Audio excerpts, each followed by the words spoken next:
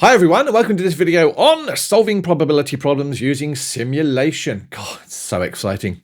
My name is Darren from Maths Guru. Thank you very much for joining me. You've never heard of my website? Oh my God, it's amazing. I have so many videos on there that will hopefully help you smash maths. There's downloadable lesson notes. Come back to that in a moment. There are VCAA exam questions and so much more coming. So head over there. Absolutely free to sign up. But yes, this is going to be part of a probability series of videos. In fact, it's the almost last video that's going to build on all of the work previously.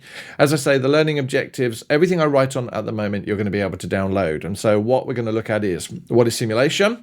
How can we apply this to real world? He says, not being able to spell, to simulate simple and complex problems, and know how to use a CAS to find a set of random numbers. Right, that's done. Now, I can't recap all the work we've done previously because it was massive. There's been so much on probability, but maybe the previous video is going to be useful because it deals with independence. And that is going to come up a little bit in the first example I'm going to do. But when I saw we were going to do simulation, I was so excited. No, seriously. And it's hard to get excited about maths because SimCity 2000. I actually had this. It came on a floppy disk for my computer. What do you mean you don't know what a floppy disk is? Don't go there. Put it into my computer. It would load up and I had to make like cities with little people, and they came and they worked and they made me money and they put up little statues and they died horribly all the time. Why? Because I could never work out how to get enough water from the dam into the city. And so basically huge sections would be like, so if you ever played that game, was there an idea? Was we supposed to? I don't know. Right.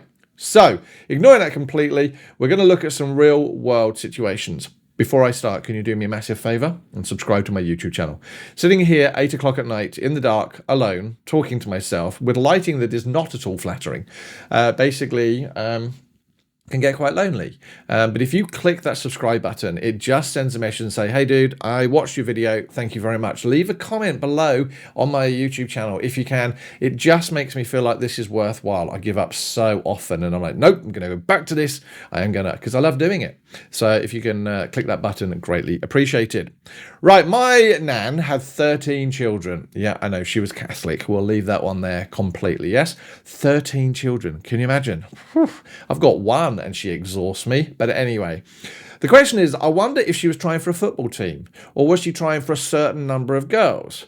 Well, wouldn't it have been great had she known me? I could have said, hey, Nan, don't worry about it. Let's just model this with a die. Yes, I know. And she'd have looked at me as if I was completely insane. Right, so what about if we have a family of 6 and we want to find the probability that of that family there will be at least 4 girls? Well, I'm not going to go trawling through hospitals looking for families with 6 children. That would be somewhat complicated and very, very tiring and probably a little bit creepy. So let's actually use mathematics.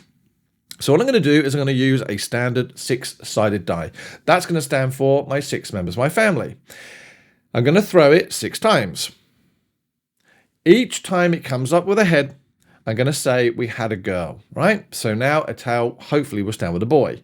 We're going to make some assumptions. One, that there is an equally likely chance of having a boy and a girl, and the probability of having a girl followed by a girl is absolutely independent, right? So again, that previous video, if you want to watch it, will help you understand the idea of independence.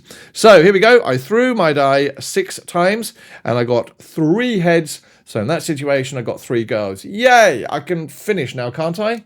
Nope. Because when you do an experiment, you can't just take one set of results.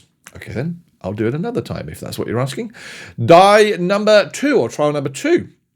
So here was my first trial. I got 3. Oh, the second trial of 6 throws, I got 1, 2, 3, 4 girls. Interesting. Do I have enough results to be able to do anything here? Nope. Let's do it a third time. Oh, 3, 4, and 5. Head, head, head, head, head.